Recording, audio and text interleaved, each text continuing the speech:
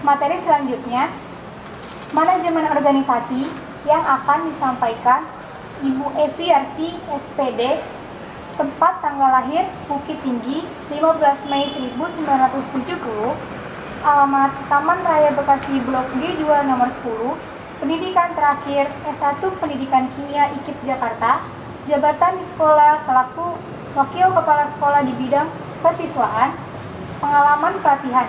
Yang pertama, IKA Kurtilas Kabupaten Bekasi, yang kedua, KMG Pramuka, yang ketiga, Kepala Laboratorium IPA UPI Bandung, yang keempat, pelatihan kooperasi dan pengalaman karir Kalab SMA 6 Tamrin Selatan, Dewan Kehormatan Pramuka SMA 6 Tangsel.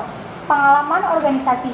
Yang pertama, anggota PGRI, yang kedua, anggota NGMP Kimia, yang ketiga, Pramuka SMA 6 Tamrin Selatan, yang keempat, Pembina KIR SMA 1 Cibitung, yang kelima, Bendahara Koperasi SMA Negeri 6 Tambun Selatan dan SMK 1 Tambun Utara. Moto hidup beliau, gunakan kesempatan yang ada sebaik-baiknya, belum tentu ada kesempatan kedua. Assalamualaikum warahmatullahi wabarakatuh. Yang terhormat Bapak Kepala Sekolah SMA Negeri 6 Tambun Selatan, yang terhormat Bapak Ibu Wakil Kepala Sekolah SMA Negeri 6 Tambun Selatan, yang terhormat Bapak Ibu Guru dan staf TU SMA Negeri 6 Tambun Selatan, yang berbahagia anak-anakku sekalian, peserta LDKS SMA Negeri 6 Tambun Selatan. Selamat pagi semuanya, mudah-mudahan hari ini adalah hari yang sangat menyenangkan buat kalian semua, di mana pada hari ini kalian adalah peserta-peserta yang terpilih, yang dibanggakan oleh sekolah untuk mengikuti materi LDKS ini. Adapun materi yang akan saya sampaikan pada kesempatan kali ini adalah manajemen organisasi. Baik anak-anakku sekalian, di sini ada dua kata, yaitu manajemen dan organisasi. Mungkin selama ini kalian pernah mendengar apa itu kata manajer. Mungkin ada juga yang bercita-cita ingin jadi manajer. Nah, manajer itu apa? Barangkali ada yang tahu? Manajer itu adalah seorang pimpinan. Mungkin kalian biasanya mendengar manajer di sebuah perusahaan. Nah, itu adalah pemimpin dari sebuah organisasi. Kemudian di sini ada kata manajemen dan organisasi. Manajemen itu sendiri apa? Manajemen itu berasal dari bahasa Inggris, yaitu to manage, yang artinya mengelola atau mengatur. Ada beberapa ahli yang mengemukakan apa itu pengertian dari manajemen. Di sini menurut Stoner, manajemen itu merupakan suatu rangkaian kegiatan. Rangkaian kegiatan seperti apa?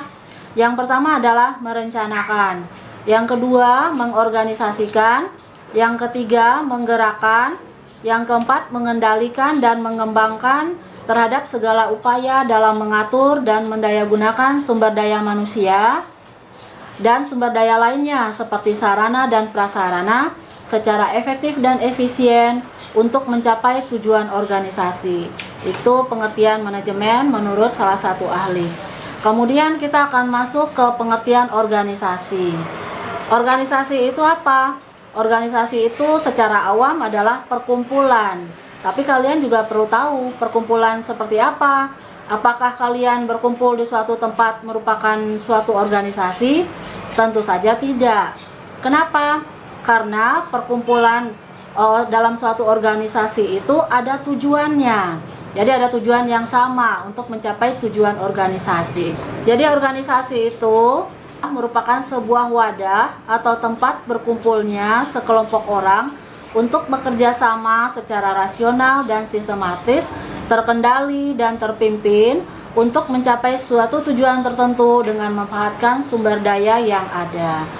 Jadi dalam suatu organisasi itu ada perkumpulan orang-orang, tujuannya ada, tujuannya pasti, tujuan tertentunya yaitu memanfaatkan sumber daya yang ada. Kemudian kita akan masuk ke manajemen organisasi. Apa sih manajemen organisasi? Manajemen organisasi adalah proses pengorganisasian, perencanaan, memimpin dan mengendalikan sumber daya organisasi dengan tujuan mencapai tujuan organisasi. Jadi manajemen itu sendiri adalah bagaimana cara mengatur sebuah organisasi untuk mencapai tujuan organisasi. Jadi manajemen itu intinya adalah mengatur sebuah organisasi agar tercapai tujuan yang sama.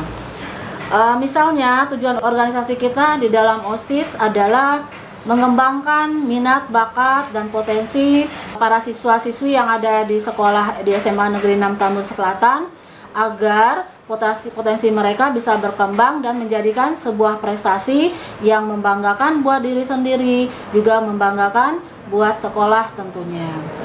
Kemudian, apa sih tujuan dari manajemen organisasi? Yang pertama adalah membangun koordinasi yang baik antar individu dan divisi. Maksudnya di sini adalah menyamakan dan menyeimbangkan segala kegiatan dan aktivitas dalam pekerjaan antara satu individu dengan individu yang lainnya untuk mencapai tujuan bersama. Yang kedua adalah menetapkan kinerja sumber daya yang lebih efektif. Yang ketiga, menciptakan suasana lingkungan kerja yang damai dan positif. Jadi kalau sudah ada manajemen organisasi, masing-masing individu tahu tanggung jawabnya masing-masing. Kemudian mendorong individu untuk bekerja dan bertanggung jawab. Kemudian yang kelima adalah mencapai tujuan dengan cara yang efisien. Jadi di sini dengan manajemen organisasi akan ada efektif dan efisien untuk mencapai tujuan. Kemudian fungsi manajemen menurut seorang ahli ada 4 yang kita kenal dengan nama POAK, dengan kata POAK. Yang pertama adalah planning. Planning itu adalah perencanaan. Yang kedua organizing atau pengorganisasian.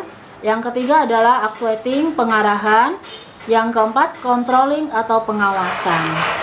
Kegiatan apa saja yang terjadi di dalam perencanaan atau planning? Perencanaan itu merupakan proses sistematis dalam pengambilan keputusan tentang tindakan yang akan dilakukan pada waktu yang akan datang. Jadi intinya dalam sebuah organisasi kita harus mengadakan rencana terlebih dahulu. Jadi kalau rencana sudah kita susun, jadi kita tahu arah tujuan ke depan itu yang akan kita capai apa. Kemudian kegiatan dalam fungsi perencanaan itu yang pertama adalah menetapkan tujuan dan program kerja organisasi. Misalnya program kerjanya itu program kerja hariannya apa, program kerja mingguannya, mungkin juga program kerja untuk 1 semester. Itu sudah direncanakan dari awal. Kemudian merumuskan strategi untuk mencapai tujuan dan target program kerja tersebut. Target program kerjanya itu sampai kapan, apa target yang ingin dicapai, itu sudah harus dirumuskan di awal perencanaan. Kemudian yang ketiga adalah menentukan sumber daya yang diperlukan. Apa saja sumber daya yang diperlukan? Sumber daya manusianya, sarana atau prasarananya, itu juga harus direncanakan. Terakhir adalah menetapkan standar atau indikator keberhasilan dalam mencapai tujuan itu. Jadi apa indikatornya kalau tujuan itu sudah berhasil kita laksanakan.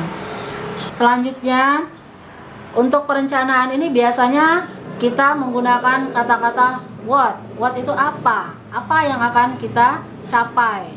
Apa yang akan kita gunakan untuk mencapai tujuan itu. Kemudian mengapa hal tersebut harus dilakukan? Why? Mengapa? Mengapa hal tersebut harus dilakukan? Kemudian who, oleh siapa kegiatan tersebut dilaksanakan? Kapan akan dilaksanakan? When, where, di mana tempat pelaksanaannya? Kemudian dengan cara bagaimana dan alat apa yang diperlukan untuk merealisasikan kegiatan tersebut, yaitu how. Jadi ada 5W dan 1H. Jadi what, why, who, when, where, how untuk melaksanakan kegiatan tersebut. Kemudian yang kedua adalah pengorganisasian. Kegiatan dalam pengorganisasian adalah yang pertama mengalokasikan sumber daya, merumuskan, menetapkan tugas, dan menetapkan prosedur yang diperlukan. Kemudian menetapkan struktur organisasi yang menunjukkan adanya garis kewenangan dan tanggung jawab. Ketiga, perekrutan, penyeleksian, pelatihan, dan pengembangan sumber daya manusia. Kemudian kegiatan penempatan sumber daya manusia pada posisi yang paling tepat. Jadi intinya dalam pengorganisasian ini adalah pembagian tugas atau pembagian kerja. Kenapa dilakukan pengorganisasian? Supaya masing-masing individu tahu tugas dan kewajibannya. Jadi antara satu individu dengan individu yang lain mengerti tugas dan tanggung jawabnya, sehingga nanti pekerjaannya akan berjalan semaksimal mungkin. Apa sih pentingnya pengorganisasian tersebut?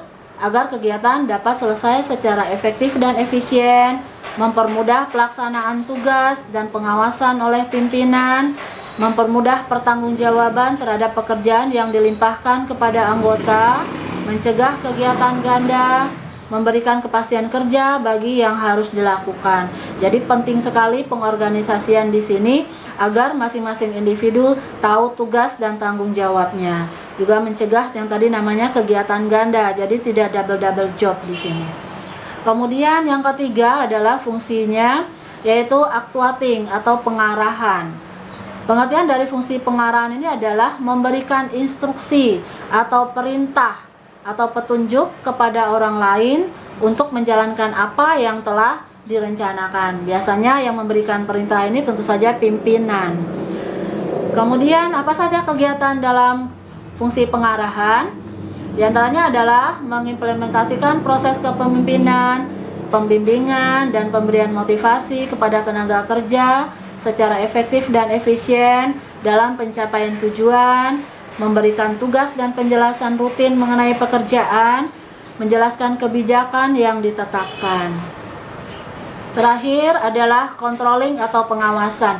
Di sini fungsi pengawasan penting sekali agar kegiatan-kegiatan itu berjalan semaksimal mungkin. Jadi ada yang mengawasi. Fungsi pengawasan dalam manajemen adalah proses memastikan bahwa semua yang dijalankan telah sesuai dengan acuan yang sudah direncanakan. Jadi penting sekali controlling di sini atau pengawasan di sini. Tujuannya untuk apa? Yaitu untuk mengevaluasi keberhasilan dalam mencapai tujuan target sesuai dengan indikator yang telah ditetapkan, mengambil langkah klarifikasi dan kontrol atas penyimpangan yang mungkin ditemukan, mencari solusi atas berbagai masalah yang terkait dengan pencapaian tujuan dan target program kerja organisasi. Jadi pengawasan ini maksudnya adalah supaya kita tahu sejauh mana keberhasilan dari program kerja yang sudah kita laksanakan.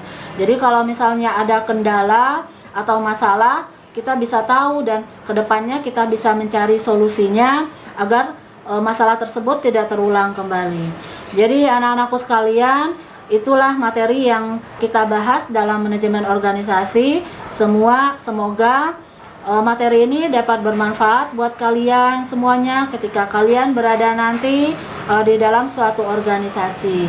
Selamat berorganisasi, semoga sukses, tetap jaga kesehatan, patuhi protokol kesehatan, memakai masker, mencuci tangan dengan sabun, menjaga jarak. Itu saja yang saya sampaikan pada kesempatan kali ini. Mohon maaf jika ada salah dan hilaf. Wabillahi taufik wal hidayah. Wassalamualaikum warahmatullahi wabarakatuh.